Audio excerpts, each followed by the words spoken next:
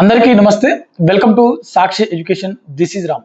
So Telangana public service commission నుంచి తెలంగాణ అవతరణ దినోత్సవం జూన్ 2న 3 రకాలైనటువంటి ప్రభుత్వ ఉద్యోగాల భర్తీకి నోటిఫికేషన్ విడుదలైంది. సో అందులో ఒకటి అసిస్టెంట్ ఎగ్జిక్యూటివ్ ఇంజనీర్ అయితే మరొకటి assistant environmental engineer. So assistant executive engineer అంటే ఏడబ్ల్యూ సంబంధించిన సివిల్ మరియు ఎలక్ట్రికల్ సంబంధించిన 2 నోటిఫికేషన్లు ఉన్నాయి.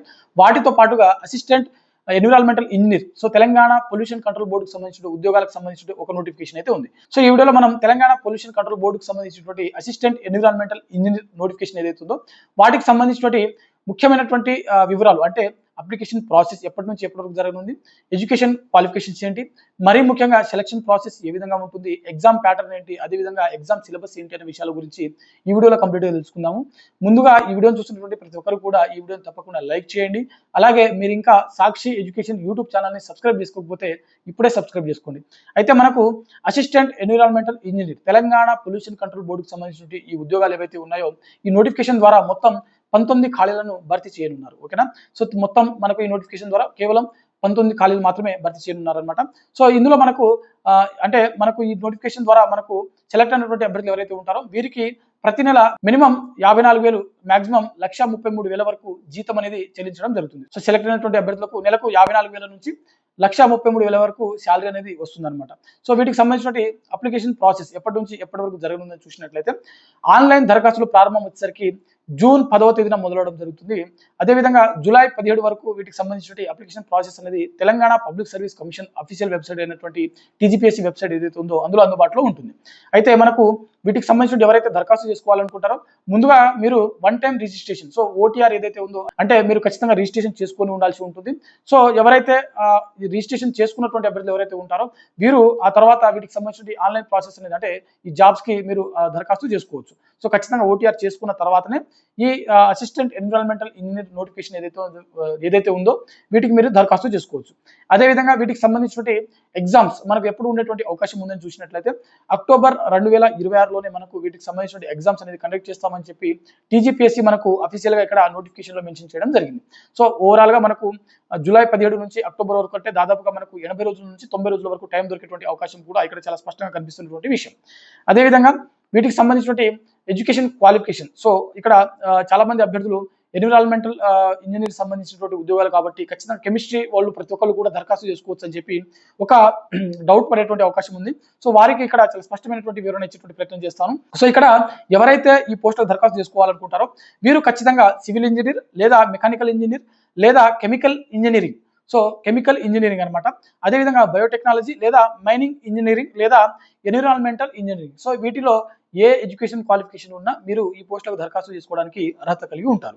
ఓకేనా. సో అదేవిధంగా మనకు వీటితో పాటు అంటే ఇవి కాకుండా ఏదైనా బీఈ బీటెక్ సంబంధించిన పూర్తి చేసినటువంటి అభ్యర్థులు ఎన్విరాన్మెంటల్ ఇంజనీరింగ్ లో పీజీ డిగ్రీ చేసినటువంటి అభ్యర్థులు ఎవరైతే ఉంటారో అంటే ఏదైనా డిగ్రీ చేసి ఆ తర్వాత ఎన్విరాన్మెంటల్ ఇంజనీరింగ్ లో పీజీ చేసినటువంటి అభ్యర్థులు ఉంటారు, సో వారు కూడా ఈ పోస్టులకు దరఖాస్తు చేసుకోవడానికి అర్హత కలిగి ఉంటారు. సో ఇది మనకు వీటికి సంబంధించిన ఎడ్యుకేషన్ క్వాలిఫికేషన్. మరి వీటికి సంబంధించినటువంటి వయోపరిమితి చూసినట్లయితే అభ్యర్థులు జూలై 1 నాటికి మినిమం 18 సంవత్సరాలు, మాక్సిమం 44 సంవత్సరాల వరకు వయసు ఉన్నటువంటి అభ్యర్థులు ఈ పోస్టులకు దరఖాస్తు చేసుకోవడానికి అర్హత కలిగి ఉంటారు. ప్రభుత్వ నిబంధనల ప్రకారం ఎస్టీ, ఎస్సీ మరియు ఓబీసీకి చెందినటువంటి అభ్యర్థులకు వయో సడలింపు అనేది వర్తిస్తుంది. అదేవిధంగా వీటికి సంబంధించిన ఎగ్జామ్ ప్యాటర్న్ చూసినట్లయితే మనకు ఎగ్జామ్ లో వచ్చేసరికి పేపర్ 1, పేపర్ 2 2 పేపర్లు ఉంటాయి. పేపర్ 1 వచ్చేసరికి జిఎస్ మరియు జనరల్ అబిలిటీస్ కూడా ఉంటుంది, అంటే general knowledge, general abilities. So GS లో మనకు అన్ని సబ్జెక్టులు ఉంటాయి, అన్ని కూడా నేను ఇక్కడ చెప్పేటువంటి ప్రయత్నం చేస్తాను. ఆ తర్వాత మనకు పేపర్ 2లో వచ్చేసరికి మనకు ఈ ఎన్విరాన్మెంటల్ సబ్జెక్ట్ ఏదైతే ఉందో, సో మీరు డిగ్రీ లెవెల్లో ఉన్నటువంటి సబ్జెక్ట్ ఏదైతే ఉందో ఆ సబ్జెక్ట్ అనేది ఇక్కడ మనకు మెన్షన్ చేయడం జరిగింది. సో పేపర్ 1 వచ్చేసరికి 150 ప్రశ్నలు ఉంటాయి, 150 మార్కులు ఉంటుంది. అదేవిధంగా పేపర్ 2 వచ్చేసరికి 150 ప్రశ్నలు ఉంటాయి, 300 మార్కులు ఉంటుంది. ఓవరాల్ గా 450 మార్కులు అనేది మనకు 2 పేపర్ల నుంచి ఉంటాయి. పేపర్ 1లో 150 మార్కులు, పేపర్ 2లో 300 మార్కులు ఉంటుంది. పేపర్ 1లో మనకు ఒకసారి సబ్జెక్ట్ చూసినట్లయితే current affairs, national, international, state, regional సంబంధించిన కరెంట్ అఫైర్స్ ఎక్కువగా ఫోకస్ చేయాల్సి ఉంటుంది. సో వాటితో పాటుగా జనరల్ సైన్స్ మరియు సైన్స్ అండ్ టెక్నాలజీ, అదేవిధంగా ఎన్విరాన్మెంటల్ అండ్ డిజాస్టర్ మేనేజ్మెంట్ ఏదైతే ఉందో సో అవి కూడా మీరు నేర్చుకోవాల్సి ఉంటుంది. అదేవిధంగా సో ఎకానమీ, ఇండియన్ ఎకానమీ కావచ్చు, తెలంగాణ ఎకానమీ కావచ్చు, సో ఈ 2 కూడా నేర్చుకోవాల్సి ఉంటుంది. దాంతో పాటుగా Indian geography, Telangana geography, Indian history, Telangana history. So Telangana హిస్టరీలో ఎస్పెషల్లీ మనకు తెలంగాణ కల్చర్ గురించి నేర్చుకోవాల్సి ఉంటుంది. అదేవిధంగా తెలంగాణ హిస్టరీ కూడా, అదేవిధంగా తెలంగాణ మూవ్మెంట్ కూడా ఇక్కడ మెన్షన్ చేయడం జరిగింది. వాటితో పాటుగా తెలంగాణ పథకాలు కూడా కొంతవరకు మీరు నేర్చుకుంటే బాగుంటుంది. వాటికి సంబంధించినవి కూడా ఇక్కడ స్కీమ్స్ అని చెప్పి, అంటే పాలసీస్ ఆఫ్ తెలంగాణ అని చెప్పి ఇక్కడ మెన్షన్ చేయడం జరిగింది. అదేవిధంగా ఇండియన్ పాలిటీ. సో ఇండియన్ పాలిటీలో ఎస్పెషల్లీ మనకు లోకల్ గవర్నెన్స్, సో స్థానిక సంస్థల పైన అధిక ప్రశ్నలు రావడానికి అవకాశం ఉంటుంది. అదేవిధంగా మనకు వీటితో పాటుగా లాజికల్ రీజనింగ్ మరియు మెంటల్ అబిలిటీ, దాంతో పాటుగా సో 10th స్టాండర్డ్ సంబంధించిన బేసిక్ ఇంగ్లీష్ కూడా మనకు ఈ పేపర్ 1 లో ఉంటుందన్నమాట. ఓవరాల్ గా మనకు 150 ప్రశ్నలకు 150 మార్కులకు ఈ ఎగ్జామ్ అనేది కండక్ట్ చేయడం జరుగుతుంది. అదేవిధంగా పేపర్ 2. సో పేపర్ 2లో మనకు దాదాపుగా మొత్తం డిగ్రీ లెవెల్లో ఎన్విరాన్మెంటల్ సంబంధించిన ఇంజనీరింగ్ సంబంధించిన సిలబస్ ఏదైతే ఉందో అది మాత్రమే మెన్షన్ చేయడం జరిగింది. సో అభ్యర్థులు ఖచ్చితంగా మీరు పేపర్ 2 ఏదైతే ఉందో ఒకసారి మీరు నోటిఫికేషన్ పీడిఎఫ్ డౌన్లోడ్ చేసుకొని చదివినట్లయితే మీకు కొంతవరకు అర్థమయ్యేటువంటి అవకాశం ఉంటుంది. సో సాక్షి ఎడ్యుకేషన్.com ఏదైతే ఉందో అందులో అఫీషియల్ గా మీకు ఈ నోటిఫికేషన్ పీడిఎఫ్ దొరుకుతుంది. అదేవిధంగా అఫీషియల్ వెబ్సైట్ అయినటువంటి తెలంగాణ పబ్లిక్ సర్వీస్ కమిషన్ లో కూడా మీకు ఈ సిలబస్ సంబంధించిన నోటిఫికేషన్ కూడా దొరుకుతుంది. సో ఒకసారి అక్కడ మీరు చదివేటువంటి ప్రయత్నం చేయండి. మరి సెలక్షన్ ప్రాసెస్ ఏ విధంగా ఉంటుంది?